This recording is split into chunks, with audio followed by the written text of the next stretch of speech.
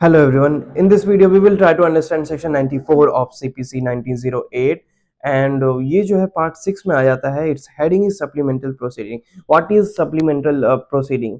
Basically ये आप मान लो स्टार्टिंग हुई एक प्रोसीडिंग की, जनरल प्रोसीडिंग की. ये date of instituting the suit है, date of filing the suit है, और ये हो गया date of ending that suit, जिस दिन जजमेंट आता है. ये जनरल जनरल प्रोसीडिंग है. अब इसी के बीच में एक छोटा सा प्रोसीडिंग जो है स्टार्ट होके खत्म भी हो गया. ये छोटा सा प्रोसीडिंग स्टार्ट हुआ और खत्म भी हो गया. इसको हम कह सकते हैं सप्लीमेंटल प्रोसीडिंग. इसको और भी क्लियर वे में समझ में हमें तब आएगा जब हम इसको रीड करेंगे. It says in order to prevent the ends of justice from being defeated the court में if it is so prescribe. ये कह रहा है कि जस्टिस को, न्याय को क्षति ना पहुंचे, इसलिए कोर्ट क्या कर सकती है, इनमें से कोई भी ऑर्डर जो है इशू कर सकती है. लेकिन वो जो ऑर्डर है वो समहाउ कहीं ना कहीं इस एक्ट में मेंशन हो.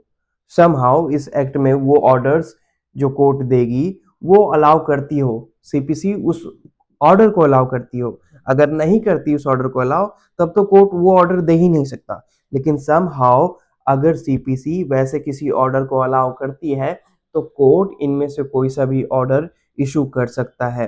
ये जो ऑर्डर कोर्ट इशू करेगा ये सप्लीमेंटल प्रोसीडिंग का पार्ट माना जाएगा. ठीक है. तो in order to prevent the end of justice from being defeated the court में if it is so prescribe. ये इस लाइन का मतलब ये हुआ if it is so prescribe कि अगर ये सीपीसी अलाउ करता है तो, और जस्टिस को, न्याय को क्षति ना पहुंचे, उसको नुकसान ना हो, इसलिए कोर्ट जो है ये सारी चीजें कर सकती है. सबसे पहला A is saying issue a warrant. एक वारंट इशू करेगी to arrest the defendant. Defendant को अरेस्ट करने के लिए एक वारंट इशू कर देगी. ठीक है, कर दिया इशू. अब वो वारंट है तो मैंडेटरीली है, अब उस डिफेंडेंट को कोर्ट में आना ही आना होगा. उसकी पेशी जो है कोर्ट में होगी होगी निश्चित है. अब कोर्ट में आने के बाद, कोर्ट में जब वो डिफेंडेंट आ जाता है and bring him before the court to show cause.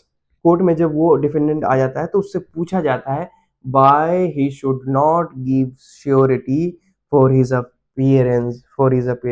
तो उससे ये पूछना, उससे ये कोर्ट पूछेगी कि अच्छा आप बताओ कि आपको हम क्यों रिलीज कर दें बिना किसी श्योरिटी रखे.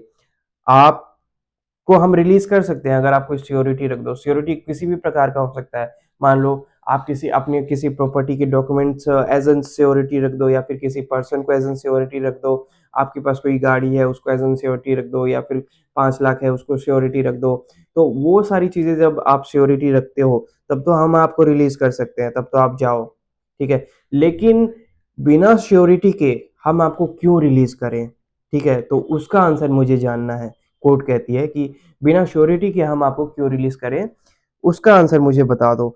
और कोर्ट को लगता है कि उसका आंसर उसके पास, डिफेंडेंट के पास वैलिड नहीं है, तो कोर्ट जो है उसको बाउंड करेगी श्योरिटी सबमिट करने के लिए कोर्ट में.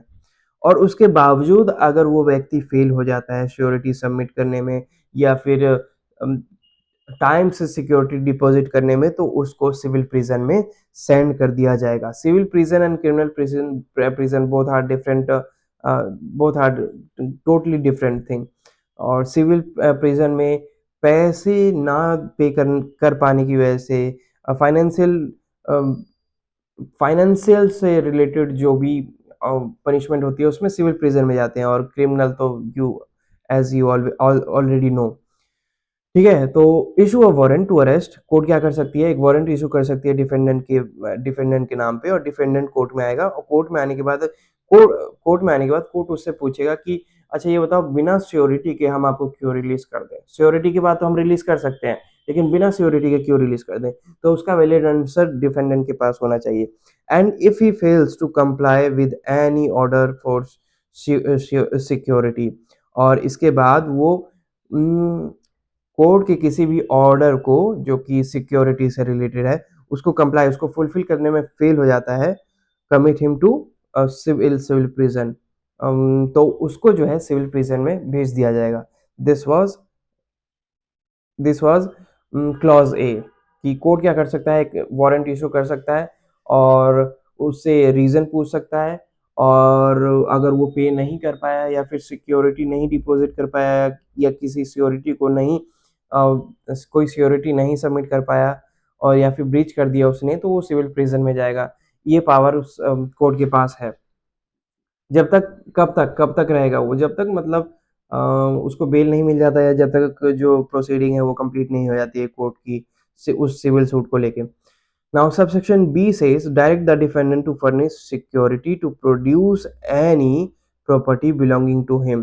कोर्ट क्या कर सकता है? उस डिफेंडेंट को डायरेक्ट कर सकता है कि आप मुझे एक सिक्योरिटी जो है वो सबमिट करो यहाँ पे अभी। आप अपनी एक सिक्योरिटी यहाँ पे सबमिट करो, जिससे मैं ये मान जाऊं कि आपको मैं जो लाने के लिए भेजने वाला हूँ, आप डेफिनेटली वो लेके आओगे। फॉर एग्जाम्पल, डिफेंडेंट कोर्ट में है और वो सपोज एक बुलेट बाइक से आया है, तो कोर्ट कहता है कि इस बुलेट बाइक को यहीं पे, ये इस बुलेट बाइक को आप यहीं पे सबमिट कर दो और जाके वो स्कूटी लेके आओ। क्योंकि अगर आप ये बुलेट बाइक नहीं सबमिट करोगे तो हो सकता है ये स्कूटी हो गई, ये बुलेट बाइक हो गई, तो हो सकता है आप ना आओ। तो इसलिए आप जो ये बुलेट बाइक है इसको यहीं पे कोर्ट में सबमिट कर दो और जाके फिर वो स्कूटी लेके आओ। तब हम मान जाएंगे आपकी बुलेट बाइक यहीं पे है, आपके नाम पे है, हम मानते हैं कि आपके नाम पे है और हमें कॉन्फिडेंस मिल जाएगा कि हाँ, आप स्कूटी लेके आने वाले हो। तो ये डायरेक्ट उस स्कूटी को लाने की बात नहीं करता है। ये कहता है कि एक सिक्योरिटी डिपॉजिट करो, ताकि हमें थोड़ा आश्वासन मिले कि आप एक्चुअल में वो जो प्रॉपर्टी है जिसे हम लाने के लिए भेजेंगे, वो आप लेके आओगे। Direct the defendant security to furnish security, एक सिक्योरिटी को फर्निश करो, to produce any property belonging to him and to place the same at the disposal of the court और order the attachment of any property.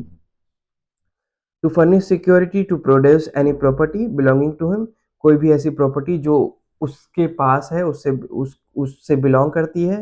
And to place the same at the disposal of the court, और वो जो चीज़ है वो court के सामने रखे ताकि कोर्ट जो है अपना डिसीजन ले पाए।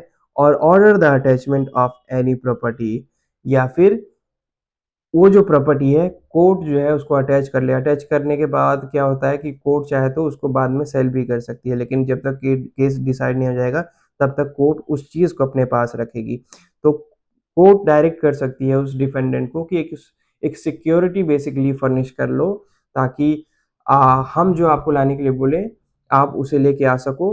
नहीं तो नहीं तो the same and to place the same at the disposal of the court और order the attachment of any property। उसके बाद कोर्ट जो है, कोर्ट को वो जो प्रॉपर्टी है वो ला के दो, उसके बाद कोर्ट डिसाइड करेगी कि वो कोर्ट उसको अटैच कर सकती है या फिर जब तक डिसाइड नहीं हो जाता केस तब तक उसको अपने पास रख सकती है। वैसी वो सारी चीज़ें, तो वो पावर भी जो है टेम्परेरी पावर कोर्ट के पास रहेगी, टेम्परेरीली किसी चीज़ को अपने पास मंगवाने की। C saying grant a temporary injunction, एक टेम्परेरी इंजंक्शन कोर्ट ग्रांट कर सकती है। टेम्परेरी इंजंक्शन मीन्स किसी काम को करने या ना करने के लिए दूसरे व्यक्ति को बाध्य करना। Grant a temporary injunction and in case of disobedience, अगर वो नहीं मानते हैं, सामने वाला व्यक्ति डिफेंडेंट नहीं मानता है, commit the person guilty there of to the civil person, तो उसको सिविल प्रिजन के लिए उसको गिल्टी मान लिया जाएगा, उसको सिविल प्रिजन में भेज दिया जाएगा। And order that his property be attached and sold, इसी के साथ साथ उसकी अगर कोई प्रॉपर्टी है उसको अटैच करके बेच भी दिया जा सकता है अगर वो उस टेम्परेरी इंजंक्शन को नहीं मानता है तो। फॉर एग्जांपल, सिविल केस में ये दो घर हैं, हाउस ए हाउस बी। अब ये जो हाउस बी है यहाँ पे खाली प्लॉट है जो कि हाउस ए के टच में है। यहाँ पे रोज सुबह जाके कूड़ा फेंक देता है। ए ने सूट फाइल कर दिया अगेंस्ट बी कि ये मेरे घर के पास में कूड़ा फेंकता है जिससे स्मेल आती है और फिर बीमारियां भी हो सकती है। अब कोर्ट टेम्परेरी इंजंक्शन कर देगा कि देखो, जब तक ये केस डिसाइड नहीं हो जाता है तब तक आप जो कूड़ा है यहाँ पे इस प्लॉट में नहीं फेंक सकते हो। तो जब तक ये केस डिसाइड नहीं हो जाएगा। अब उसके बावजूद अगर ये बी जो है यहाँ पर कूड़ा फेंकता है तो उसको सिविल प्रिजन में क्योंकि disobedience of the order of the court उस पर्सन ने किया है, तो उसको सिविल प्रिजन में भेजा जा सकता है। इसी के साथ साथ उसकी प्रॉपर्टी जो है वो भी अटैच करके सेल कर की जा सकती है, कोई सी भी मूवेबल या इमूवेबल प्रॉपर्टी कोई सी भी हो सकती है। उसके बाद है डी में, appoint a receiver to any property and enforce the performance of his duty by attaching and selling his property and enforce the performance of his duties by attaching and selling. अब मान लो ये जो property है, ये एक commercial property है जो rent basis पे है और इस पे लगातार काम चलता है। अब इसको, ये जो प्रॉपर्टी है ये डिस्प्यूट में आ गई है, तो ऐसे में काम इस पे रोक नहीं सकते हैं। तो एक कोर्ट क्या करेगा, एक रिसीवर अपॉइंट कर देगा। वो जो रिसीवर है इसको, जैसे वो डिफेंडेंट इसको मैनेज करता था, वैसे ही इसको मैनेज करेगा। इसका जो प्रॉफिट है कोर्ट में सबमिट करेगा, या फिर जैसा भी कोर्ट ने डिसाइड किया है, लेकिन इसको प्रॉपर रन करेगा वो रिसीवर। या फिर रिसीवर के और भी काम हो सकते हैं कि जो भी कोर्ट ने ऑर्डर दिया है तो उसको उसको एम, उसको एज एन ड्यूटी फुलफिल करना। ठीक है, तो appoint a receiver of any property and enforce the performance of his duties by attaching and selling his property. तो इसी के अलावा इन्फोर्स कर सकती है वो रिसीवर की ड्यूटी को इन्फोर्स कर सकती है कि वो जो है उस प्रॉपर्टी को अटैच करके सेल भी कर सकती है। मान लो ये जो प्रॉपर्टी अटैच हो गई, तो इसको सेल भी किया जा सकता है रिसीवर के द्वारा, या फिर इसको मैनेज करवाया जा सकता है। बहुत सारी चीज़ें हैं जो एक रिसीवर कर सकता है, कोर्ट के पास वो पावर है। तो कोर्ट जो है एक रिसीवर अपॉइंट कर सकता है ऐसे केसेस में, किसमें, सप्लीमेंटल प्रोसीडिंग में। उसके बाद E saying make such other interlocutory orders means temporary order. ठीक है, जैसे सप्लीमेंटल प्रोसीडिंग हम रीड कर पा रहे हैं, वैसे temporary order is interlocutory order. Make such other interlocutory order. इसी के अलावा ये जो 4 पॉइंट्स हैं, इसके अलावा और भी कुछ अगर लगता है, as may appear to the court, court को लगता है जस्ट एंड कन्वीनियंट कि सही रहेगा इस कोर्ट को, इस केस को सही दिशा में ले जाने के लिए ये जो ऑर्डर है सही रहेगा, या फिर न्याय के पक्ष में ये केस जाए, उन सारी चीज़ों को ध्यान में रखते हुए अगर कोई इंटरलोकेटरी ऑर्डर, कोई छोटा-मोटा ऑर्डर जो है बीच में प्रोसीडिंग के बीच में देना जो उचित रहेगा वो कोर्ट दे सकता है। तो ये हो गया कि ये 4 तो दे सकते हैं। और ई इज़ लाइक, ये जो ई है, ये है ईटीसी। तो हमने बोला ए, बी, सी, डी एटसेट्रा, तो वो जो एटसेट्रा वाला स्पेस है वो ई का काम करता है, ई उसका काम करता है। तो ए में क्या है, वारंट इशू कर सकता है। बी में क्या है, एक डिफेंडेंट को एक डायरेक्शन देगा सिक्योरिटी फर्निश करने के लिए। सी में क्या है, एक टेम्परेरी इंजंक्शन ग्रांट कर देगा कोर्ट।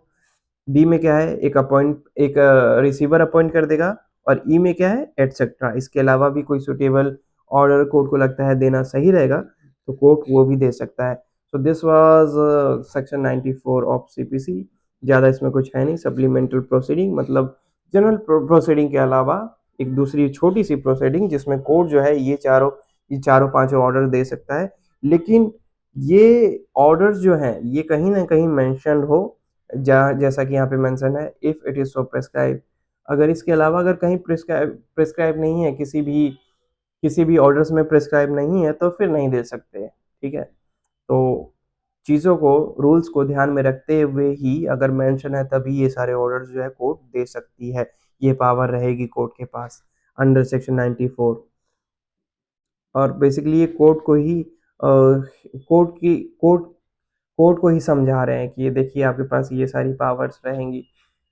तो that's it, that was section 94, and we will try to understand section 95 in our next video. Up till then, have a good time, bye bye. And अगर कोई मिस्टेक आपने notice किया हो तो please मुझे बता देना ताकि मैं उसको करेक्ट कर सकूँ। Thank you.